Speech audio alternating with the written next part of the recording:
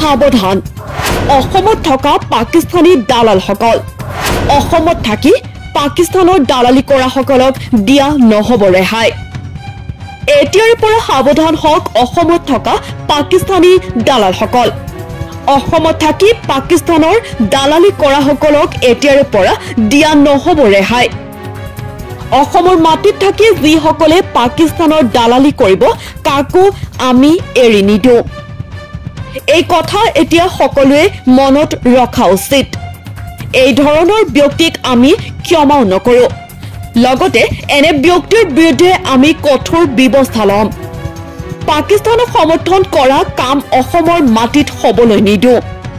সামাজিক মাধ্যমত পোষ্ট দিলে আৰক্ষীয়ে ল'ব ব্যৱস্থা মুখ্যমন্ত্ৰী ডক্টৰ হিমন্ত বিশ্ব শৰ্মাৰ সকিয়নি অসমত থকা পাকিস্তানী দালালৰ বিৰুদ্ধে এতিয়াৰ পৰা অসমৰ মাটিত থাকি পাকিস্তানৰ দালালি কৰা সকলক দিয়া নহব ৰেহাই পঞ্চায়তৰ নিৰ্বাচনী সভাত উপস্থিত হৈ এইদৰে মন্তব্য কৰে মুখ্যমন্ত্ৰী হিমন্ত বিশ্ব শৰ্মাই প্ৰাৰ্থনা কৰিছো যাতে প্ৰধানমন্ত্ৰী নৰেন্দ্ৰ মোদীক শক্তি দিয়ে তেখেতে যাতে আমাৰ ভাৰতৰ বুকুৰ পৰা এই পাকিস্তানী সন্ত্ৰাসবাদী সকলক নিশেষ কৰিব পাৰে নোহোৱা কৰিব পাৰে আৰু আমাৰ ভাৰতত পাকিস্তানে যাতে কোনো কাৰণতে সন্ত্ৰাসবাদ চলাব নোৱাৰে তাৰ বাবে কঠোৰ ব্যৱস্থা গ্ৰহণ কৰিবৰ বাবে মোদী ডাঙৰীয়াক যাতে শক্তি দিয়ে তাৰ লগে লগে মই প্ৰধানমন্ত্ৰী ডাঙৰীয়াক আহ্বান জনাম যে তেখেতক ভগৱানে আৰু শক্তি দিয়ক পাকিস্তানৰ লগতে আমাৰ দেশৰ ভিতৰতো যিবিলাক পাকিস্তানৰ দালাল আছে সেইবিলাকো যাতে মোদী ডাঙৰীয়াই খতম কৰিব পাৰে শেষ কৰিব পাৰে যোৱা দুদিনমানত মই দেখা পাইছো কালি দেখা পাইছো যে আমাৰো কিছুমান দুই এজন মানুহে ইনডাইৰেক্টলি পাকিস্তানৰ সমৰ্থনতে ফেসবুক হোৱাটছআপ বা পোস্টিং কৰা মই দেখা পাইছো মই এটা কথাই ক'ব খুজিছো যে অসমৰ মাটিত থাকি যিসকলে পাকিস্তানৰ দালালি কৰিব কাকো আমি এৰি নিদিও এই কথা সকলোৱে মনত ৰখা উচিত হ'ব এৰি দিব লাগে নেকি হি লাগিলে যিমানেই ডাঙৰ মানুহ নহওক কিয় যিসকলে পাকিস্তানৰ দালালি কৰে তেওঁলোকক আমি কেতিয়াও এৰি দিব নোৱাৰো যোৱা কালি মই গোলাঘাটত আছিলো যোৰহাটত আছিলো তাতে মই সাংবাদিকক কৈছিলো যে আমাৰ অসমত কংগ্ৰেছ দলৰ 3 জন সংসদ আছে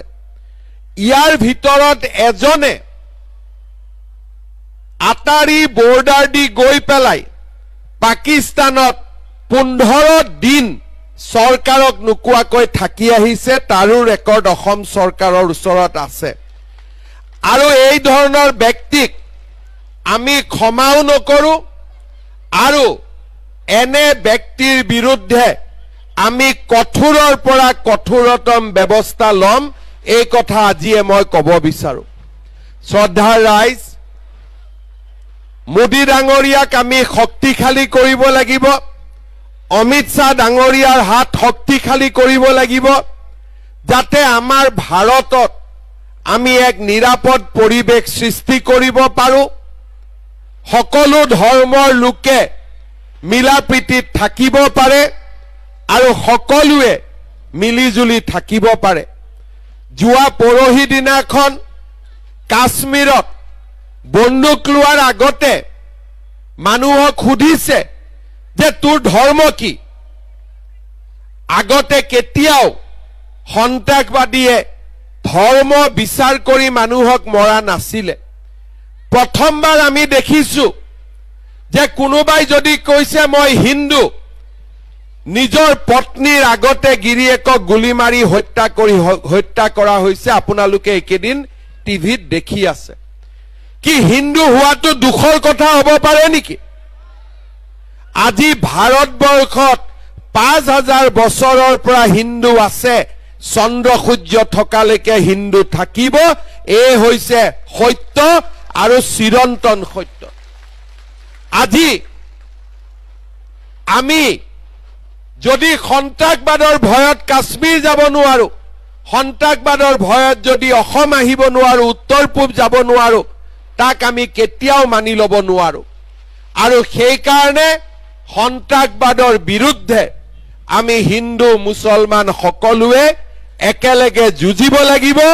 ভাৰতত সন্ত্ৰাসবাদে যাতে মূৰ দাঙি উঠিব নোৱাৰে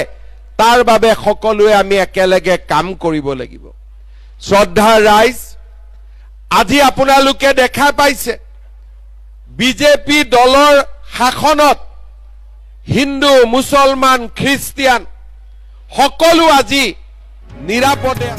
নিউজ ডেস্ক এনি টক্স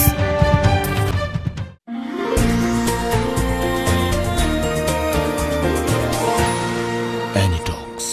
সোঁতৰ বিপৰীতে ৰাইজৰ স্বাৰ্থ।